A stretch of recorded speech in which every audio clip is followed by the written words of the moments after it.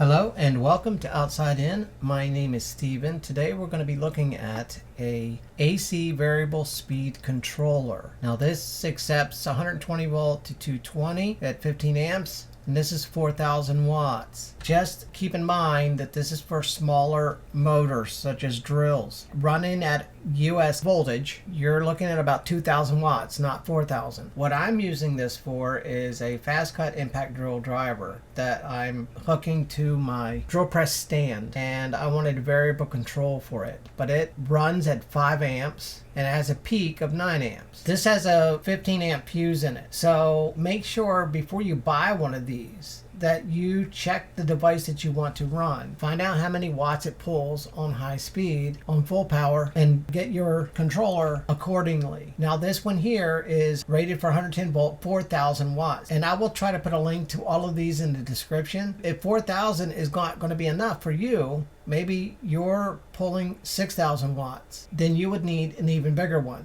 Then this one is for 110 volt. This one handles up to 10,000 watts, 90 amp current rating. But all of these are going to work pretty much the same internally with the potentiometer. They're all basically doing the same thing. They're just controlling the resistance to give you no speed up to max speed.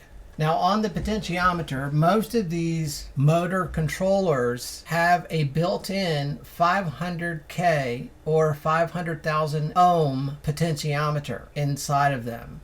And that is why a lot of people end up returning their motor controller because they think something's wrong with them, because they'll plug it in, they will plug in the device that they want to use, and then they will start to rotate the dial and nothing is happening. See, on this one here, the one that we're going to be using today, the dial turns way over, actually more like over on here really. But around here is where you may start getting your motor to start turning. And a lot of people are thinking that there's something wrong since they have to turn the dial so far. Well, no, it's just because the potentiometer in these devices are way too big. So what we're going to do today is we're going to show you that you can take this potentiometer out of there and replace it with, say, 150 kilo ohm or 150,000 ohm potentiometer. So instead of having all of this dead space where nothing is happening, now we've reduced it just to here, dead space. Now you have much more control over your device to be able to better dial in exactly what you're looking for. Now I'm assuming that this potentiometer built into this is a 500,000 ohm potentiometer, and once my drill starts to run, I'm assuming that this is going to be 140,000 ohms. But unfortunately I could not find 140,000, so I had to buy 150,000 ohm. So it's still not going to operate at 150,000. It's still going to dial a little bit further to get it down. The way these potentiometers work is that whatever resistance you have in this potentiometer, this is 500,000. It starts at 500,000 ohms to give you the most resistance, which is why nothing is happening at the highest setting. So as you start to turn this down, the resistance starts to fall. And once you reach the correct resistance for your device to start operating, that is where it's going to start coming on. Sometimes some may not even start until it gets over here. Depends on what you are operating. Your device may require less or more ohms to start working. But once you turn the dial all the way here, the reason I put 500 over here and 0 over here is because it starts at 500,000 ohms here and then works its way down to 0, which is no resistance at all. And that gives you your full speed of your device. If you're using a 150,000 ohm resistor, which was what we're going to be doing in this video, it's probably still not going to start till it gets around to 140,000 ohms. Now I'm just guessing, I haven't tested this yet. And then you will have all of this control to get all the way down to no resistance at all. If you were to use and find, if you could find 140, that's assuming of course that my drill doesn't start until 140, then you would have complete control from the start all the way around to full throttle. So let's get right to it, and we're going to go to the bench and I'm going to show you this, and then we're going to take it apart and see if we can't make it better.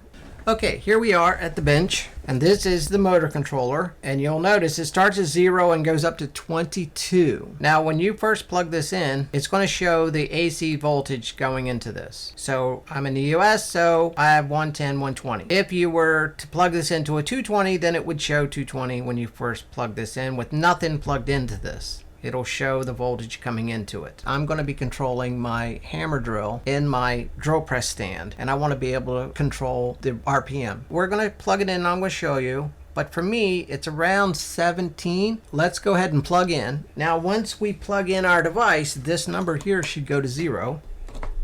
And that's because now we're plugged in and we're ready to start using the controller. Now, like I said before, a lot of people end up returning these because they plug their drill or their motor into this and then they start turning it and nothing happens. And they're like, oh my goodness, something's wrong with it. I better return it. It's defective. But then they decide to go ahead and just keep on turning it to see if maybe eventually it will start doing something. And let's see what number this lands on to start running. See there, it's starting to run. And that is on 17, where it starts running the motor. And then, as you turn it up, it will cause the drill to go faster, all the way up to full speed. But there is something else that I want to try, and what I want to do before and after is I want to test how easy it's going to be to get exactly 1000 RPM from the drill, because maybe you have a motor and you're looking to be more precise on the RPM that you need. Okay, so let's get this going.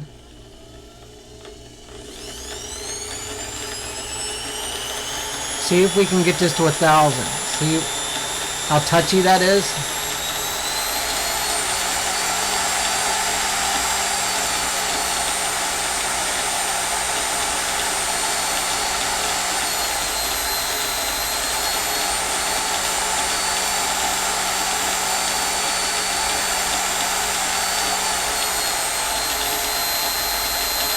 Yeah, I just barely touched that. See, there's still one over 1000.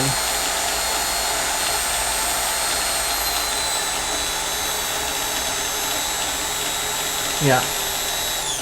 Okay, I'm going to test it after we update this. The first thing you want to do is find where it finally starts working your motor. And I think it was around 17. So let's put it right at about 17. Okay, 17. Okay, we'll stop it right there. And it's setting dead on 17. So what we'll do then is you'll turn it, do not touch the dial. Okay, if you have a little silver one, what you can do is take a Sharpie and make a mark where it starts. So that way, in case you move this accidentally, you can put it back to where it needs to be for the next test that we need to do. And then make sure that you unplug your motor controller. You don't want any electricity in here while you're working inside your motor controller. So what we're going to do now is we're going to take this apart. I'm going to show you how to find out what size potentiometer you need so you can have much more control over your device. And then after I do that, like I said, I want to test and see how much easier it is to dial in 1000 RPM with a better potentiometer.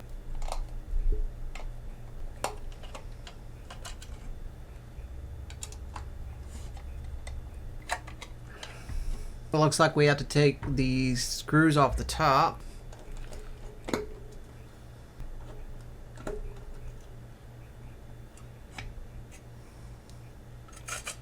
Okay, let's see.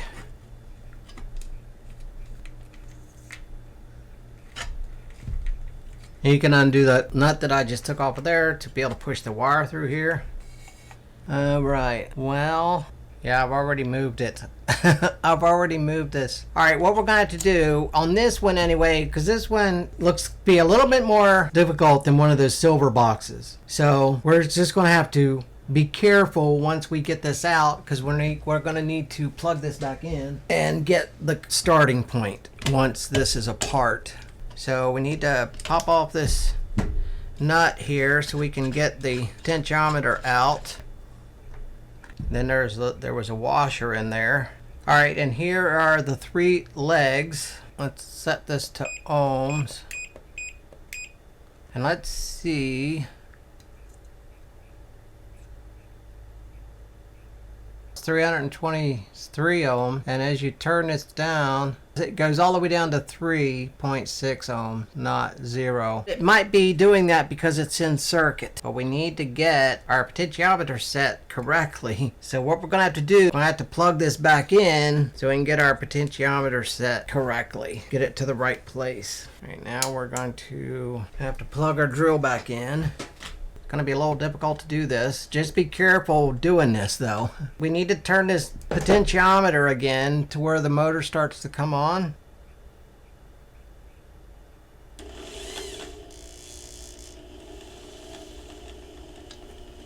Okay, so we have our potentiometer set. Now what we need to do is, in case we move it again, let's make sure we unplug this again before we start messing around in here with our fingers. Let's put a mark on this potentiometer in case it gets turned by mistake, and we can set it back. Just in case we're not getting a correct reading because it is inside of this, we're going to unsolder it from the board. There's nothing else holding this on the board except for being soldered into the board. See if we can't desolder this.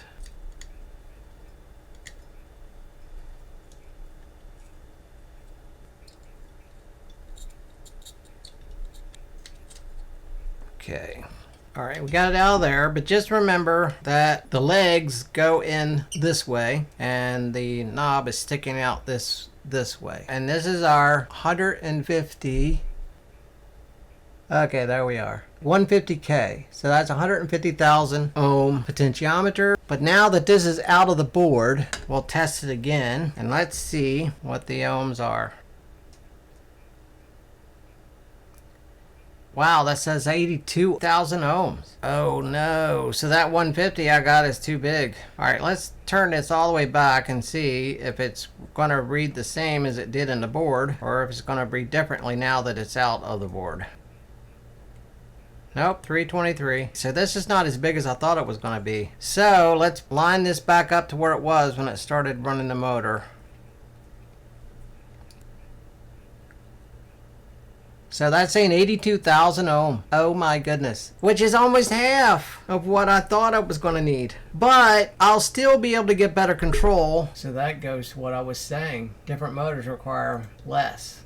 So I need a smaller potentiometer. These legs, they're not as close together as these are. So we don't need this leg here. We just need these two. Because, let me show you why. If we use this leg and the middle leg, you always need the middle one. The one on the left and the one in the middle. When you turn it clockwise, then your resistance goes down, causing the motor to go faster. If for some reason you want to be able to counter rotate it to turn the speed up, then you would use these two legs. If we go backwards counterclockwise, then the resistance would go down, causing the motor to run faster, all the way down counterclockwise. On most potentiometers, it's going to be the left leg and the middle leg.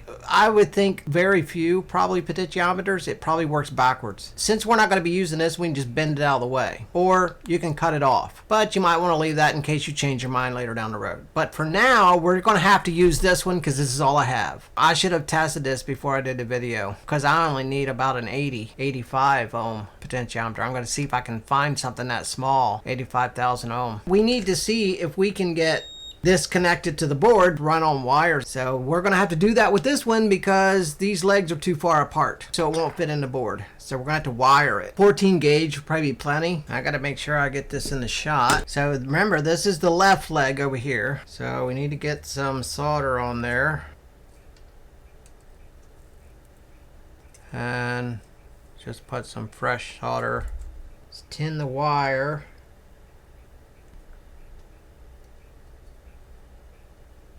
Solder this one to the board.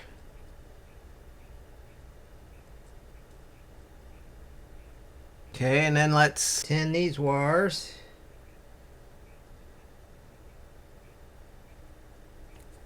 And then remember, on this one, the left leg and the middle one is the one we need. So let's get some solder on these legs, so we have something to solder to. Remember, this was in the board this way, so the left leg gets soldered on the left side of the board there. Make sure I'm staying in the camera. And then the center one goes to the center leg, center post, however you want to call it. Okay, and let's just be sure before we put it all back together, because remember when we took it out, this was facing this way, so it can go through the hole there. Let's plug it back in and test this before we get it all put back together. But just be careful plugging this in while you're inside with all these wires exposed. Let's get it plugged back in. All right, let's turn this and see. There we go. So it works. So let's unplug it from the wall again. And then let's put it back together. And just push this back in. I forgot we need our washer to go on here first. And put it back in the hole. And put the nut back on there. This is the knob that came with the potentiometer that I'm putting on here. And this has an adjustment screw. So we need to turn out the adjustment screw. The little screw in there will back out so we can get this on. But first, let's tighten this down.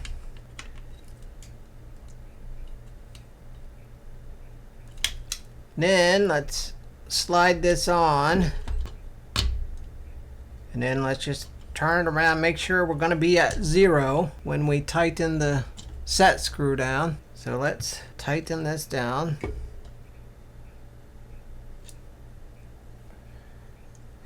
Okay, and let's get this put back together. Let's bring our tension nut back up here on the wire, tighten that down so we get proper restraint on the wire so we're not tugging on anything inside here. And let's put the screws back in.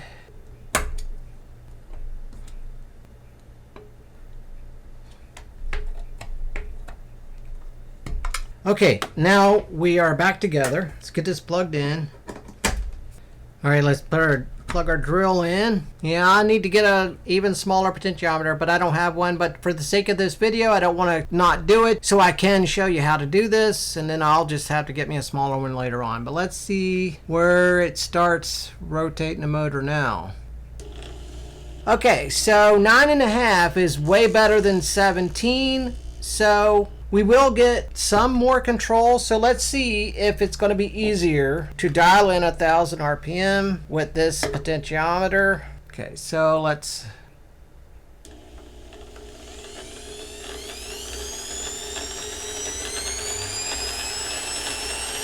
oh yeah, way better control. Still not as good as it could be.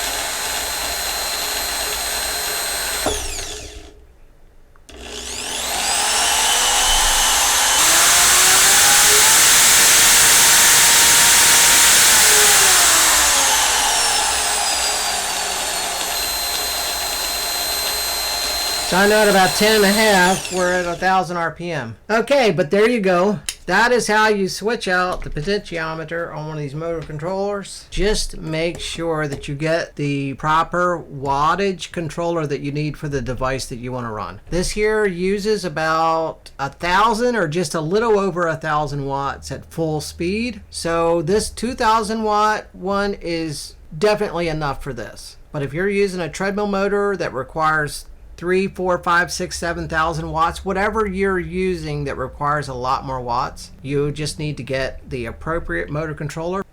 So I hope this video helps someone with using their motor controller with their drill and also switching out the potentiometer. Like I said, I need to see if I can find me a 90,000 ohm one or an 85. I doubt I'm going to be able to get one that small, but at least 100. I was thinking this was going to be 150,000 ohm where it started working, but I would assume it's because this is a smaller device, doesn't require a whole lot of amps to run. Somebody can correct me in the comments if I'm wrong, but say a device that requires 30 amps is probably going to take a higher ohm say the 150,000 ohm potentiometer in order to start working it. If you want to buy one of these just to control lights, you're probably going to be even maybe around 50,000 ohms before the light will start coming on. So you'll just have to build it around what you want to use it for. That just depends on your situation. So this is the 4,000 watt at 220 volts. This is more like 2,000 watt, 110 volt AC variable regulator for controller motors, lights, etc. If there's anything else that you would like to see me do, please let me know in the comments below and I will do my best to create a video for you. If you have any other questions of something that you would like to see me do with this, let me know in the comments. I will do my best to create a video for you. If you would like me to create a video when I do get the correct potentiometer that I need for this, which is going to be around 82,000 ohm potentiometer. Now I've thought about possibly also using a resistor in parallel with this, but I've seen some negatives for doing it that way because it turns this from being a linear to a non-linear device, and the linear device would be much better to use, better control. So that's why I don't think I want to go the resistor route. I would just rather get the potentiometer that I need for this and then install it. If you'd like to see a video for me doing that, please let me know. And as soon as I can get that potentiometer, I will make an update to this video with the correct potentiometer I need for this. Take care of yourself. Take care of each other. Find someone that needs a reason to go on. Give them that reason. Find someone that needs to laugh. Make them laugh. God bless each and every one of us. And I will see you in the next one.